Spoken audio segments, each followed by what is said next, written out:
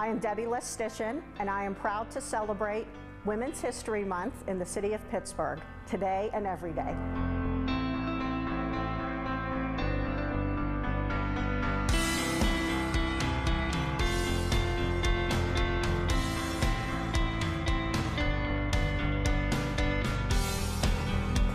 I'm celebrating Women's History Month today with Debbie Lestitian, Chief Administrations Officer. Welcome, Debbie. Thank you for coming. Thank you for having me. I have to say you have beautiful glasses. Yeah, we're glasses twins. So could you tell us a little bit about your job and what you do for the city? Certainly. As Chief Administration Officer, many people think I'm the mayor's secretary or assistant.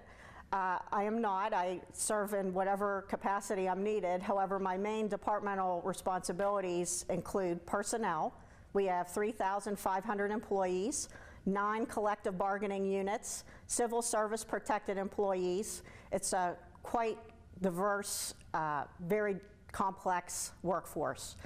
I also oversee the finance department, which is the revenue collection arm of the city, the Office of Management and Budget, which is not only the capital and operating budgets, but the procurement function, the grants department, also fixed asset management. I help with special events such as planning the bicentennial for the city.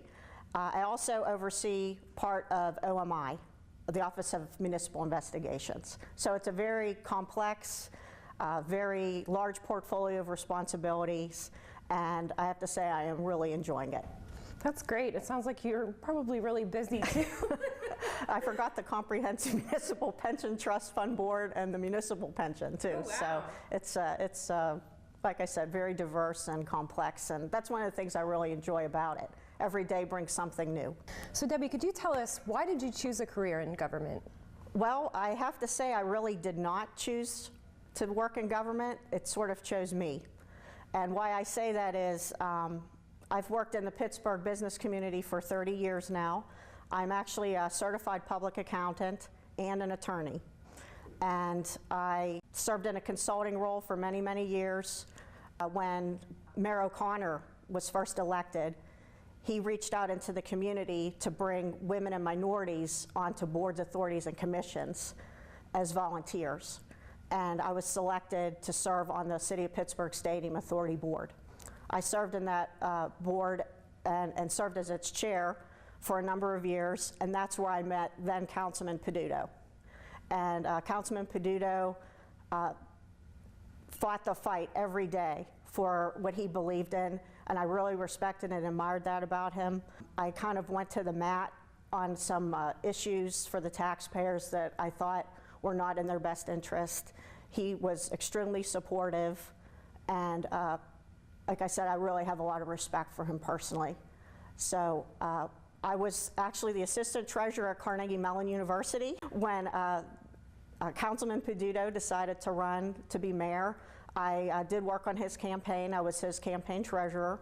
And after he won the general election, he called me and said, would you come? Would you come and help me? I want to transform city government, and you know, based on what I saw you do and my battle-tested experience with the Stadium Authority, he asked me to come and join his administration, which I'm very proud to have done. And I'm very proud to be here now and to serve not only the mayor, but the citizens and residents of Pittsburgh. Okay, let's kind of shift gears a little bit here. Many women have faced obstacles and inequality in the workplace throughout history. What does it mean to you to be a leader in the city of Pittsburgh? I have to say that I've been fortunate. In the career path that I've chosen, I started my career as a young person as an auditor in one of the large international accounting firms, KPMG, here in Pittsburgh. And as an auditor in accounting, women blazed those glass ceiling type trails long before I entered the profession. My starting class at KPMG was 50% women, unheard of in many other industries. So it was never a man-woman thing in accounting. It's always a team. You go as an audit team, you approach problems as a team, you express your ideas. Sometimes they accept your idea, sometimes they reject your idea. It's a very open dialogue. You're held to certain tasks and timelines and budgets and deadlines, and it's a tremendous place for a young person to start. And it opens many, many doors of opportunity. After I left public accounting, I got my CPA license and left, and I actually attended law school. And the reason I did that was I wasn't sure I wanted to do with my accounting degree, and I thought, well, I'm going to get the best credentials I can to open as many doors as possible in the business community. So I thought having a CPA and a law degree proved proficiency not only in business, but in analysis and legal writing and such. And after that, I worked for law firms in town. And again, law firms are very similar to accounting firms. Women blazed those inequality trails long before I entered.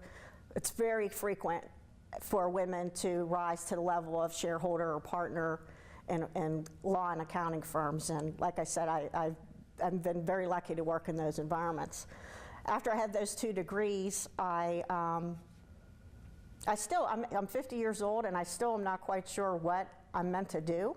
But I have to say, all the experiences that I've had managing people, being on an audit team, having increased responsibility over a period of time, has prepared me very well for this job. I don't have any very large war stories about feeling discriminated against or anything like that. And I see people for people. I don't see them as men and women. And again, that's over 30 years of working closely with everyone, not just men or women. Do you have any role models or people who've mentored you through the years? Many. Okay. Again, I've worked for over 30 years, and it's not just men or women, they're people, and there's good qualities and bad qualities that I try to emulate or reject on a daily basis. And I have oftentimes told people that have been role models and mentors to me how much I appreciate their honesty and candor and their willingness to invest the time to train me. I try to return that and give that back. I would say instead of specific people, there's general categories of people that have particularly been of influence on me, and those people are ones who have shown tremendous business ethics, where they put their clients above their own interests. Also, people who've overcome diversity in their lives, people who have lost children or people who have lost spouses and have had to pick themselves up from a loss. Those people, when you get to know them, really profoundly impact you. I try to carry those qualities forward with me as I train the next generation. So what advice would you give women seeking careers in government or leadership roles?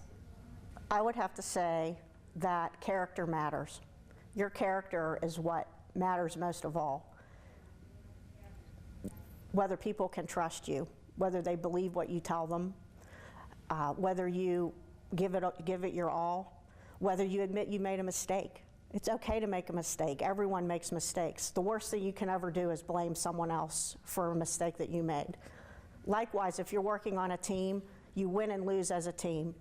It's not a personal victory for you. Even as the leader, I feel like you're a good leader when you step aside and let your team get some credit for what's been accomplished.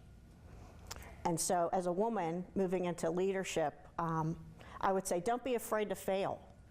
Try different careers. You know, again, being in accounting and law, I have many career choices, and I'm fortunate in that. And so I've never had to stay in an environment where I didn't feel appreciated or for whatever reason I wanted to leave.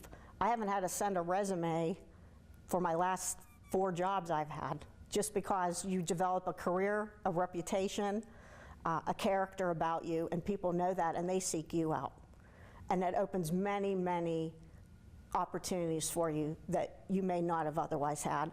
And you know, the other thing is people are watching. So you might think that you're, you know, getting away with something or whatever, but those chickens often come back to roost.